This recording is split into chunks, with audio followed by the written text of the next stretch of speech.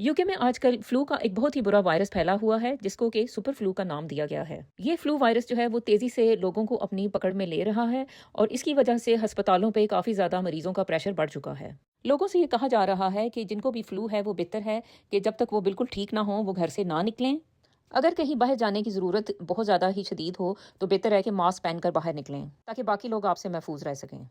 अच्छा जी, ये जो फ्लू वायरस है इसमें जो है मरीज़ को क्या होता है कि बहुत ज़्यादा बुखार चढ़ जाता है, गला जो है उसको लगता है कि जैसे ख़राब हुआ हुआ है, खांसी होती है, बहुत ज़्यादा थकावट महसूस होती है और बाज़ सूरतों में ये जो फ्लू वायरस है वो निमोनिया का भी सबब बनता है।